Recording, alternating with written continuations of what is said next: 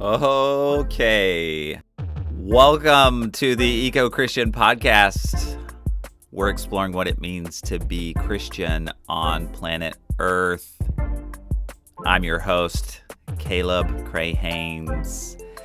And you guys, I'm telling you what. So, okay, before we get into anything, have you hit that subscribe button? Pause this episode. Do that. Yes. Okay.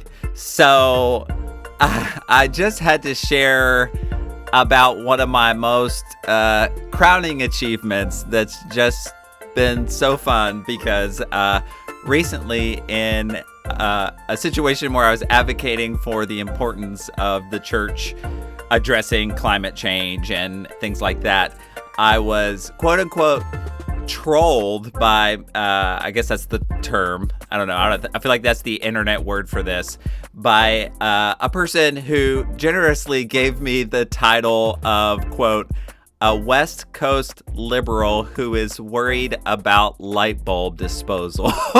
and who is worried about light bulb disposal. It's just so good. I love this so much, and it's just giving me so much mileage right now. It's just so fun, especially, guys, I'm from rural Tennessee. Like, it doesn't get more country than that, but regardless, and yes, please properly dispose of light bulbs, people. It is important. And yeah, so given my new title here, I'm just really excited to share this episode with you all about darkness and light. You know, once upon a time, there was a man named Thomas Edison, and this guy, y'all, he had some energy, and perhaps more, he knew how to harness energy. And through his ingenuity, and along with some others who often get left out of the story, like Joseph Swan, great minds brought great ideas. And now, actually, the symbol for an idea was their idea. And that idea is called the light bulb. The light bulb, right? Only about 144 years ago, we got this thing called the light bulb. I mean, marinate on that, y'all. 150 years ago, less than that, we're in like firelight territory. Are you with me? This is recent history. Yet it would be really hard to say that these inventors ever imagined 2024, right? When we can drive down our street and see what I just saw around the corner, which was a light up Buddy the Elf that is like inflated in the yard, right next to light up Yoda. I mean, to say the times have changed would be an understatement. Yeah, I'm sure you've seen those shows, right? The Great Christmas Light Fight or whatever it's called. And to be honest, man, here in Nashville gets a little more lit around Christmas time every year. I mean, just and not just because it's getting more densely populated, but people are just lighting things up. I mean, we're just figuring out ways to wrap more lights around things, and yeah, I think it's perhaps a bit ironic that we celebrate Jesus coming at the darkest time of the year, and without stopping to consider the meaning of that. We are very busy just doing everything we can to not make it dark. As we are days away right now, as I'm recording this, from the darkest moment of our entire year, the winter solstice. You know, that time when you wake up and you eat lunch and then it's dark again. Yeah, I wonder, can we take this time together to have a come to Jesus here about darkness. So, my friends, if you're in a safe spot to do so, I invite you to maybe take a seat and turn off the light. Darkness. To be honest, lights are, all the rage. If you're getting any of the ads that I get sometimes, it's like we finally figured out how to make everything light up. We've got solar-powered string lights, so your porch is never dark. Your campsite is always lit. Your driveway, garage, bedroom, workshop, office, closet. Obviously your street, your entire neighborhood. It's 2024 and we're glowing. Just last night, actually, I saw a Corolla covered in string lights. It was a caroling Corolla. I'm telling you, I've never seen anything like it. But what if rather than thinking about darkness as another limit for us to always be overcoming, I wonder if darkness is meant to be a gift. Don't get me wrong. I like string lights as much as the next guy. And I put some LED holiday lights on my house for a couple of weeks. It happens. But in general, light pollution has gotten out of control. In fact, the new lights they've recently put at the 440, which is a highway that is close to my house. These lights are so intense that neighboring homes have complained to the city. There was a news story. There was a local news story about these highway lights. It's like living at the airport. And now that the leaves are off the trees, just last night we were leaving the neighborhood and Emily was like, "What's that?" Because not only are they super bright, but they're around 5 stories into the sky. And why? Just why? Did you know that light pollution is real pollution? Yes, that's right. I think some people think that the word pollution, quote unquote, is just like for cutesies or something when it's attached to the word light. But what if I told you that it actually is an active, ongoing pollutant for ecosystems, humans, and animals alike? In fact, in researching all this, I came across another podcast that is literally all about light pollution. Like every episode. Nuts, right? If you live close to a city like I do, odds are it's getting brighter all the time. In fact, not only are there more lights and ones left on all night long, but if there are other pollutants in the air, the light actually refracts and reflects off of these particles and off of this particulate matter in the air, making it look even more bright. And so that's when you get that sort of night orange haze. You're actually looking at light as it refracts off of other pollutants. So my wife Emily has I call it light super sense, and she knows how to do darkness really well, guys, for sleep. And she goes to bed at night with blackout curtains and an eye mask, and then there's like a fortress of pillows just in case. And then if like the porch light somehow gets left on, her spidey light sense goes off and she's like, "Get that light." And and actually the other night we had this air purifier in the living room, and it has like a little button that lights up. And after we're in bed the other night, we're just like laying down, it's totally dark. I can't even see anything. She's like, "Caleb, I need you to turn off that light in the living room." And as funny as it sounds, though, she's completely onto it, because our bodies actually naturally crave the darkness, especially at bedtime.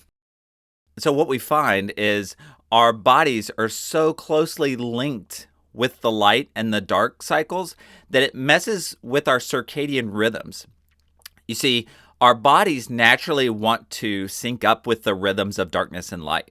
So much so that people with bad eyesight will sometimes have really hard time sleeping well because our eyes detect the light and dark cycles within our environment. And as I said, that our bodies want to link up with that. And so it adjusts our body's rhythms so that the internal and external day coincide. And we know when our sleep is messed up, everything else follows. The way our eyes work is that once darkness falls, even they naturally want to turn on quote unquote night vision. Your eyes are meant to adjust to darkness. But now researchers say that for so many of us, that adjustment is no longer occurring. Literally, our eyes never get the chance to acclimate to darkness anymore, which makes you wonder, how does that affect us? And is that something that we can lose altogether? For Emily's 30th birthday, at one point, we saved up and visited Hawaii. Y'all, I mean, it was amazing, and it was a total mistake on my part because now literally all I can ever think about is Hawaii. But we stayed with some dear friends on the Big Island, and y'all, Hawaii has 4 out of the 5 major climate zones in the world. It's a place. And we took one day in particular, and, the Big Island is actually pretty small, as places go. And we drove from Kona, where we were staying, to Volcano National Park. And we spent the morning there, and we hiked around, and we checked out the lava.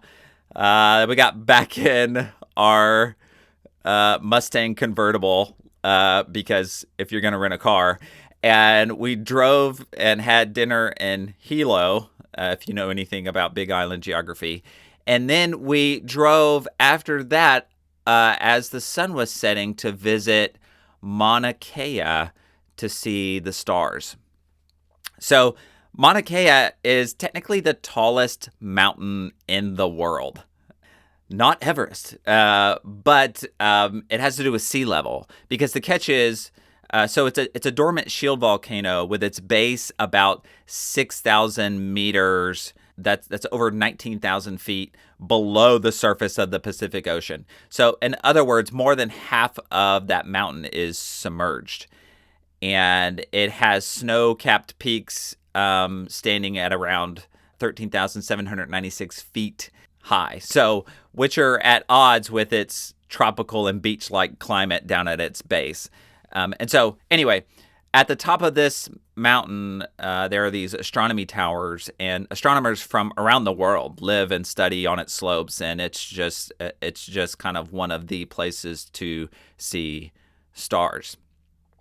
And we got there, and we're pulling up, and it's freezing, and we join with a cluster of other travelers who are shivering in swimming trunks to hear and to see a stargazing presentation.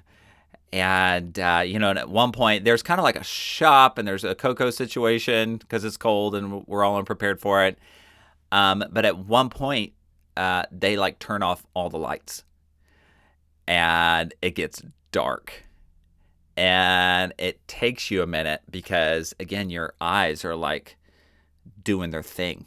And we look directly across. So we're on this mountain. We're really high up. It's really dark. And we look down, and we can see across the Big Island all the way over. And all of a sudden, you see this red glow. And we realized that was Volcano National Park, where we had been that morning. and we were seeing the red lava glow fill the sky. And then we looked back upward to see just loads of stars. You can't make this stuff up. So I grew up seeing stars, and maybe not as many as on Mauna Kea, but we lived out in the country. And I remember nights when I was sent out to put wood in the furnace, and and I'm realizing as I say this, it sounds like it was like the 1800s, but this was just like the 90s. But went out to put wood in the furnace, and afterwards I'd sit out there for hours just watching stars sometimes, seeing the galaxies and the constellations that we're all a part of, as I suppose our ancestors did. Today, living in the city, man, I really miss that. And I miss that for our kids, honestly. What does it mean that our pollution is even severing our ability to experience life in this way? Seeing the stars that have been a part of what it means to be human since the beginning. So the story of the people of God and the story of who we are as the people of God is closely connected to us being able to see that night sky, isn't it? In fact, if we scroll all the way back to early Genesis, God encounters Abram and Sarai in the darkness, under the stars. God took him outside and said, "Look up at the sky and count the stars, if indeed you can count them." Then he said to him, "So shall your offspring be." Abram believed the Lord, and he credited it to him as righteousness. That's out of Genesis 15. So all the way back to God's covenant with Abram and Sarai, to a barren people, God promises, "I will make your descendants as numerous as the stars in the sky." I'm just imagining if Abram had been standing in Nashville that night, right? If this had happened later, like here, he would have been like, what? Yeah, that one over there, There aren't many places we can go today in order to see the night sky as clear as Abraham and Sarah would have been able to see it. For the ancient world, the night sky was legit, and their eyes would have been even more adept and adjusted to seeing in times of darkness. When God makes God's promise to God's people, that everlasting people-making covenant, God makes that promise in the dark.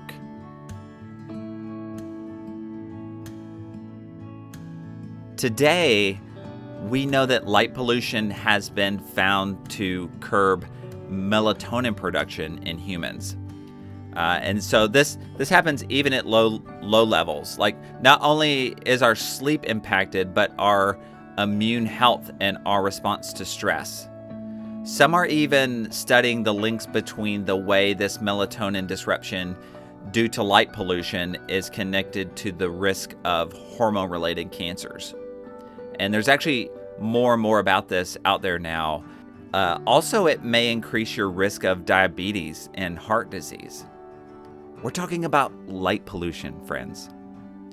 It is now well known that circadian disturbance causes a 20 to 30% increase in breast cancer rates and a similar increase in prostate cancers, according to this study. And I'm going to link all this stuff in the show notes for you guys to take a look at. But, a big problem here are all the blue LED type lights, especially lights from screens, right, are known to suppress your melatonin levels even more. And so researchers out of a Harvard study conducted an experiment comparing the effects of 6.5 hours of exposure to blue light to exposure to green light of comparable brightness. The blue light suppressed melatonin for about twice as long as the green light, and shifted circadian rhythms by twice as much. Guys, that's huge.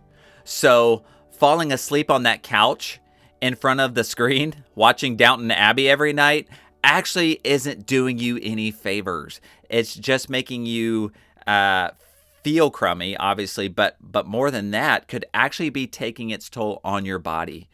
Scrolling on TikTok before bed or any screen habits that lead right up until you're going to sleep is actually impacting your health from everything that we know. Should we really be surprised to discover that we are a people who need creation to be as God created it to be, with natural rhythms of darkness and light? Perhaps at some point along the way, you've heard how light pollution affects wildlife. Some beach communities are finally setting regulations on community and neighborhood lighting due to the epic loss of so many sea turtles who, upon their beachy birth, are naturally drawn toward the moon and toward the starry lit water. But today, when there are so many competing lights and condos and all that back up the way, what happens is the turtles and the baby turtles immediately begin crawling the wrong direction. And once that happens, they pretty much don't survive.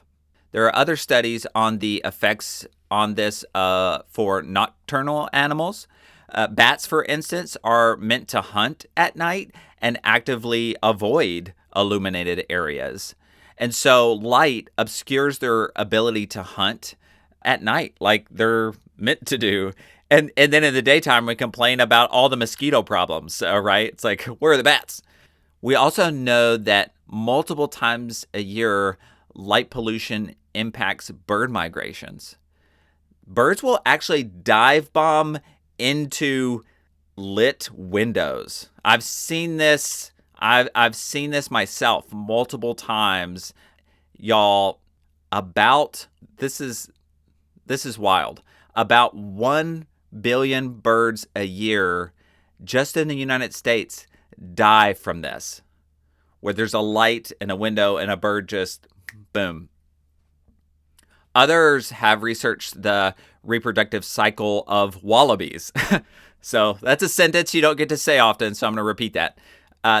The reproductive cycles of wallabies. They have found that wallabies living near more light polluted areas would actually give birth earlier. You see, the ways in which light pollution is affecting the wildlife kingdom is beyond even what we are yet comprehending. One study found that light pollution is a major contributor to the decline of insect populations, which are so crucial for life on Earth. We actually know that it can really affect our pollinators because many pollinators, like nocturnal animals, so they want to be around and do their thing at night as well. And so they want to pollinate at night. And they did this study in the Alps of Bernese and found that when they turned on streetlights nearby this field, it decreased plant pollination by 13%. By the way, that means less food. Are we tracking? Did you know that plants need darkness? In darkness, plants stop photosynthesis because that is a biochemical process that needs light to happen. Because like us, though, plants can't sustain infinite rhythms of production either. Darkness provides time for repair and de-stress, just like human circadian rhythms. Darkness, rest is critical for survival. You know, often we leave lights on because we believe it deters crime.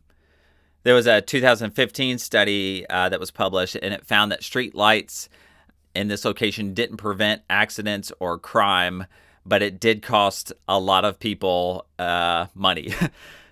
Although there were other studies that came out later that said, lights do seem to help in reducing crime around 30% in some locations, but it's not a one-size-fits-all. And often what happens is it's actually not preventing crime, it's just displacing crime. But one of the things we've got to talk about here before we wrap this up is waste. Today, when a satellite takes a night photo of Earth, there's lots of light. And the fact that so much light can be seen from space is indicative of light escaping its intended purpose. That's wasted light, friends, and light reflected unintentionally. This is the light, you know what I'm talking about. This is that giant office building, just driving down the road in the middle of the night, completely lit up.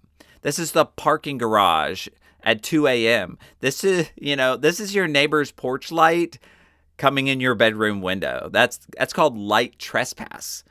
It's this glare that ends up filling this whole area because so much of the lights that we turn on are just not efficient at the purposes we intend for them, and more often than not spill over into many of these unwanted spaces. In fact, all of this wasted light adds up. Globally, we spend at least $50 billion in energy costs each year to produce light that escapes into space, according to Dark Sky.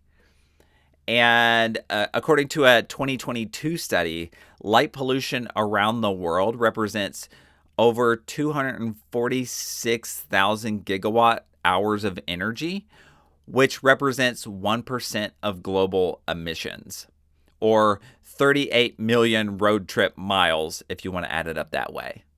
In fact, the U.S. Department of Energy reports that well under 1% of light generated by luminaries actually reaches an occupant's eye. So what that means is that any given time, at least 99% of artificial light we produce is not used by the human eye to interpret its surroundings. So the bad news is really obvious here. There's tons of wasted energy and money, wasted light. But on the flip side, there's loads of potential good news, because what that means is with just a little more intentionality, there could be giant savings as well of both of these.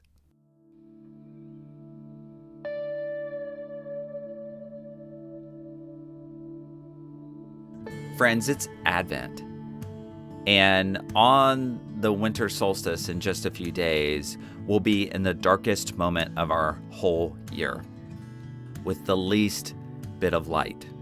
It's no coincidence that we celebrate Christmas at this time. It's less about when we think Jesus was born, but more about when the light starts coming again. We can actually trace this all the way back to Christianity coming to the Celtic world.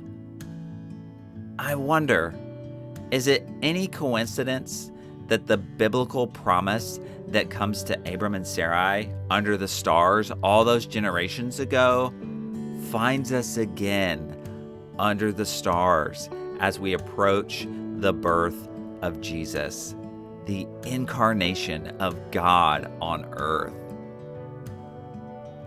And there were shepherds living out in the fields nearby, keeping watch over their flocks at night. An angel of the Lord appeared to them, and the glory of the Lord shone around them, and they were terrified. But the angel said to them, "Do not be afraid. I bring you good news that will cause great joy for all the people." The joy of Christ comes to us in the darkness of night. This is the setting in which God's glory breaks in upon us. I wonder how might this Advent season come to you under the stars. At some point this Advent, considering getting with your family Try and find some place that's dark where you can see the stars, and consider the Star of Bethlehem, as we call it. Consider God's fulfillment of God's promises. Consider that we join with all creation in the darkness, in the waiting for the light to come, in the readiness, in the faithful work of keeping sheep, of living in our season. And as we wait in the darkness for the light to come, it will be good news for us and all creation. So, my friends, turn off the lights, especially at the office. Close the blinds, right? There's so many low-hanging fruit things that you can practically do here as well. Where are the places that you have some influence over? Right? A church building, an office, a porch, a school. If you have screens in your house, consider turning the blue light off if that's a setting for you. I know for an iPhone, you can search for the night shift setting and to help mitigate the blue light effect on even your own body. And consider not watching screens an hour before bed as well. There's just so much practical action here for you personally and for all creation this season. So, friends, may you know that it came upon a midnight clear.